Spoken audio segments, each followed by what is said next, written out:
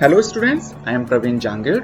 और बेटा आज के इस वीडियो में हम हेनरी फ्यूल के जो 14 प्रिंसिपल्स थे ना, उनमें से हमने सक्सेसफुली 7 प्रिंसिपल्स कंप्लीट कर लिए हैं। और आज के इस वीडियो में बेटा मैं आपके लिए 8th वाला प्रिंसिपल लाया हूं और उसका नाम है बेटा प्रिंसिपल ऑफ सेंट्रलाइजेशन। तो बेटा ये प्रिंसिपल ऑफ सेंट्रलाइजेशन क्या होता है, इसकी मीनिंग देखेंगे। यदि इस प्रिंसिपल को कोई भी मैनेजर अपने ऑर्गेनाइजेशन में अप्लाई करता है तो उससे उसको क्या बेनिफिट होगा, अगर इस प्रिंसिपल को वो अप्लाई नहीं करता है तो उसे क्या नुकसान होने वाला है। तो इन्हीं सभी चीजों के बारे में बेटा आज हम इस वीडियो में देखेंगे बेटा। तो सबसे पहले बेटा हम इस प्रिंसिपल में ये देखेंगे कि फेयोल ने क्या कहा है इस प्रिंसिपल के बारे में। तो बेटा इसमें लिखा है Fayol insisted that there should be a balance between centralization and decentralization of authority.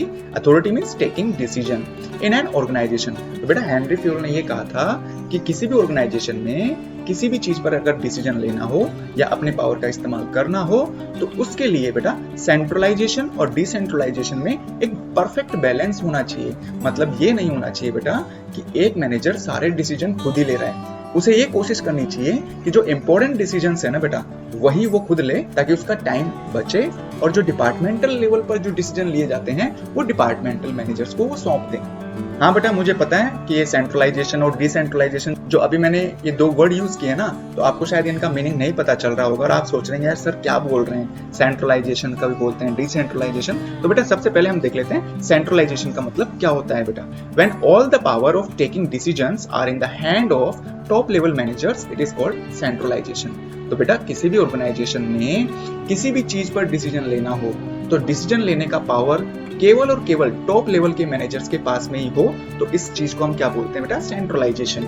और डिसेंट्रलाइजेशन किसे बोलते हैं, when some of the power of taking decisions are handed over to middle और lower level managers it is called decentralisation. तो बेटा decentralisation का एक simple सा अर्थ ये है कि भाई किसी भी ऑर्गेनाइजेशन में सारे जो डिसीजंस होते हैं ना वो टॉप लेवल के मैनेजर के द्वारा ही नहीं लेने चाहिए, जबकि टॉप लेवल के मैनेजर्स को ये करना चाहिए कि भाई डिपार्टमेंटल लेवल पर जो भी डिसीजन लेने हो वो अपने डिपार्टमेंटल मैनेजर को दे। इससे क्या होगा बेटा कि जो टॉप लेवल मैनेजर्स हैं वो अपने जो ऑर्गेनाइजेशन से रिलेटेड जो मोस्ट इंपोर्टेंट डिसीजंस हैं वो लेने के लिए फ्री रहें, और जो छोटे मोटे जो डिसीजंस होते हैं डिपार्टमेंटल लेवल पर होते हैं या डिपार्टमेंटल इश्यूज से रिलेटेड जो भी डिसीजन लेने होते हैं वो चीजें बेटा सारी की सारी जिम्मेदारी किन पर डाल दें, डिपार्टमेंटल मैनेजर्स पर। अब बेटा हमारे सामने एक सवाल खड़ा होता है कि भाई किस तरह के ऑर्गेनाइजेशन में हम सेंट्रलाइजेशन का उपयोग करें और किस तरह के ऑर्गेनाइजेशन में हम डिसेंट्रलाइजेशन का उपयोग करें।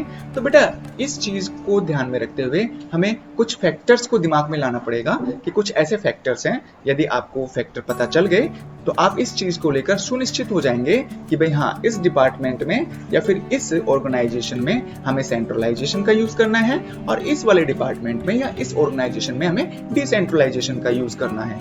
तो बेटा अब हम उन्हीं फैक्टर्स के बारे में बात करेंगे। तो बेटा फर्स्ट जो फैक्टर है ना वो है साइज ऑफ ऑर्गेनाइजेशन। बेटा सीधी सी बात है, यदि ऑर्गेनाइजेशन छोटा है वहां पर होने वाले जो काम है ना बेटा वो बहुत कम है, तो वहां पर सेंट्रलाइजेशन वाला जो प्रिंसिपल है आप अप्लाई कर सकते हो, क्योंकि काम बहुत छोटे लेवल पर होते हैं, बहुत कम काम किए जाते हैं। तो जो टॉप लेवल वाले जो मैनेजर्स हैं वो सारे डिसीजंस आराम से ले सकते हैं।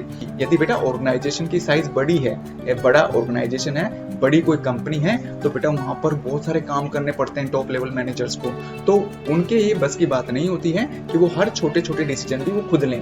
तो बेटा मेरे हिसाब से तो वहां पर डिसेंट्रलाइजेशन वाला फॉर्मूला अप्लाई करना चाहिए। मतलब ये है कि जो इंपॉर्टेंट इश्यूज हैं उनसे रिलेटेड ही जो डिसीजन है वो टॉप लेवल मैनेजर ले, और बेटा डेली एक्टिविटीज से रिलेटेड जो भी डिसीजन लेने होते हैं वो उन्हें अपने डिपार्टमेंटल मैनेजर्स को सौंप देने चाहिए, ताकि बेटा टॉप लेवल मैनेजर्स छोटे मोटे कामों से फ्री रहे।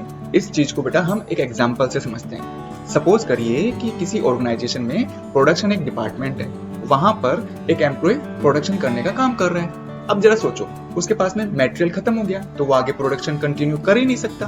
तो इसके लिए क्या होगा, यदि उस ऑर्गेनाइजेशन में सेंट्रलाइजेशन वाला रूल फॉलो किया जाता है ना बेटा, तो बेटा उसे टॉप लेवल के मैनेजर्स के ऑर्डर का इंतजार करना पड़ेगा। हो सकता है कि डिमांड ज्यादा बढ़ जाए और हम सप्लाई नहीं कर पा रहे, तो बेटा क्या होगा, कस्टमर्स का विश्वास उस ऑर्गेनाइजेशन से हट जाएगा। अगर मान लीजिए उस ऑर्गेनाइजेशन में डिसेंट्रलाइजेशन है तो बेटा वो एम्प्लॉय क्या करता, अपने ही लेवल पर डिसीजन लेकर और मार्केट में जाके वो सामान खरीद लाता और अपनी प्रोडक्शन प्रोसेस कंटिन्यू रखता। तो बेटा यही मेजर डिफरेंस होता है सेंट्रलाइजेशन और डिसेंट्रलाइजेशन में। अब हम आगे बात करेंगे बेटा कि यदि किसी ऑर्गेनाइजेशन में एक मैनेजर सेंट्रलाइजेशन वाला प्रिंसिपल अप्लाई करता है तो बेटा उसे क्या क्या फायदे होने वाले हैं, चलो देखते हैं। तो बेटा इसका सबसे बड़ा फायदा है वो है point number 1, work done on time. There is no need to ask to the top management several times about anything.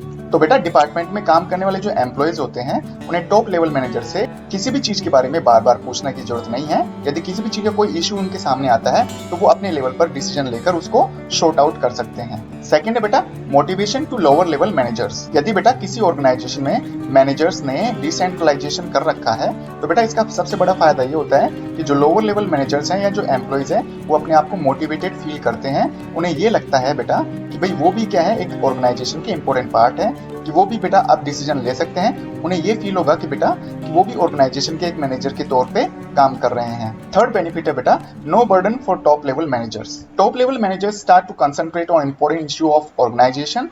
They needn't spend their valuable time on petty issues with the help of delegation of authority. तो बेटा कहने का मतलब ये है, यदि एक manager ने अपने ऑर्गेनाइजेशन में डिसेंट्रलाइजेशन कर रखा है तो बेटा उसको क्या है कि छोटे छोटे कामों पर डिसीजन लेने की जरूरत नहीं रहेगी। वो केवल ऑर्गेनाइजेशन के जो प्रॉफिट से रिलेटेड, लॉन्ग टाइम सर्वाइवल से रिलेटेड जो भी डिसीजंस है वो ही ले पाएंगे। इन बड़े बड़े कामों पर ही वो अपना ध्यान कंसंट्रेट कर पाएंगे और जो छोटे छोटे काम होते हैं ना बेटा, इन पर उनको अपना वैल्यूएबल टाइम खर्च करने की जरूरत नहीं रहेगी, क्योंकि उन्होंने अपने ऑर्गेनाइजेशन में डिसेंट्रलाइजेशन कर रखा है। और बेटा डिसेंट्रलाइजेशन को हम क्या बोलते हैं, डेलीगेशन ऑफ अथॉरिटी। तो बेटा ये तो कुछ ऐसे फायदे थे जो कि आप ऑर्गेनाइजेशन में सेंट्रलाइजेशन या डिसेंट्रलाइजेशन को इक्वली आप अगर बैलेंस करके रखते हैं तो आपको इनके फायदे जरूर मिलेंगे। यदि आपने मान लीजिए ये प्रिंसिपल फॉलो नहीं किया, आपने का मतलब यहाँ पे किससे बेटा, मैनेजर से। यदि एक मैनेजर ने अपने ऑर्गेनाइजेशन में ये प्रिंसिपल फॉलो नहीं किया, मतलब इस प्रिंसिपल को वायलेट किया, तो बेटा इसके भी उसको नुकसान उठाने पड़ सकते हैं। तो वो नुकसान हम अब डिस्कस करेंगे बेटा। तो बेटा जो सबसे बड़ा नुकसान होगा टॉप लेवल मैनेजर्स के लिए वो है बेटा पॉइंट नंबर 1 में लिखा हुआ है मैंने, overburdened top management. In case of fully centralisation, top managers have to take all decisions, departmental, lower level, along with top level decisions. This makes burden on such managers. तो बेटा यदि manager ने अपने ऑर्गेनाइजेशन में fully centralisation कर रखा है तो बेटा इसका मतलब ये हुआ कि टॉप लेवल मैनेजर्स को अपने टॉप लेवल डिसीजन लेने के साथ साथ में डिपार्टमेंटल और छोटी छोटी चीजों पर भी उनको डिसीजन लेना पड़ेगा, और इस तरह से बेटा टॉप लेवल मैनेजर्स पर अनावश्यक ही बर्डन बढ़ जाएगा। सेकेंड है बेटा delay in work. In case of fully centralization, departmental managers have to wait for a long time because they can start to do work after orders of top managers. तो बेटा इसमें कहने का मतलब ये है, यदि मान लीजिए ऑर्गेनाइजेशन फुल्ली सेंट्रलाइज है, मतलब सारे जो डिसीजन है टॉप लेवल मैनेजर्स ही लेंगे, तो बेटा जो डिपार्टमेंटल मैनेजर्स हैं या फिर जो एम्प्लॉयज हैं उन्हें हर काम के लिए वेट करना पड़ेगा, क्योंकि हर काम को तभी शुरू कर सकते हैं जब टॉप लेवल मैनेजर्स उन पर डिसीजन ले और उन पर वो परमिशन दें। तो इस तरह से बेटा उनको काम करने में देरी लग सकती है। और थर्ड नुकसान है बेटा ego clashes. In case of decentralisation there may be conflicts between top and lower managers regarding to difference in taking decisions. तो बेटा यहाँ पर ये कहा गया है कि यदि मान लीजिए ऑर्गेनाइजेशन फुल्ली डिसेंट्रलाइज है, मतलब वहां पर टॉप लेवल मैनेजर्स ने लोअर मैनेजर्स को भी कुछ पावर दे रखी है कि भाई आप भी डिसीजन ले सकते हैं, तो बेटा एक टाइम ऐसा भी आता है जब टॉप लेवल मैनेजर्स ने जो डिसीजन लिया है और जो डिसीजन लोअर लेवल मैनेजर ने लिया है, तो उन डिसीजंस को लेकर बेटा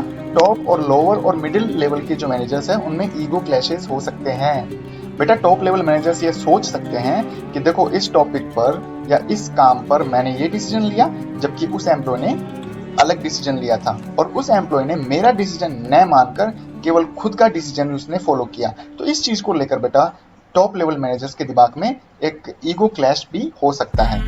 तो बेटा उम्मीद है आपको ये जो प्रिंसिपल है, principle of centralization and decentralization, ये आपको अच्छी तरह समझ में आया होगा। यदि बेटा आपको वीडियो पसंद आया तो लाइक करिए, इसको शेयर करना न भूलें, और यदि आप चाहते हैं कि आपके मोबाइल की स्क्रीन पर रोजाना ऐसे ही वीडियो आते रहें तो बेटा आप मेरे चैनल को सब्सक्राइब कर सकते हैं। और यदि बेटा आपने मेरे पिछले वाले वीडियोस प्रिंसिपल्स रिलेटेड नहीं देखे हैं तो आपकी एंड स्क्रीन पर आपको कुछ 2 एंड स्क्रीन दिख रही होंगी, उन पर आप क्लिक करके और उन वीडियोस को देख सकते हैं।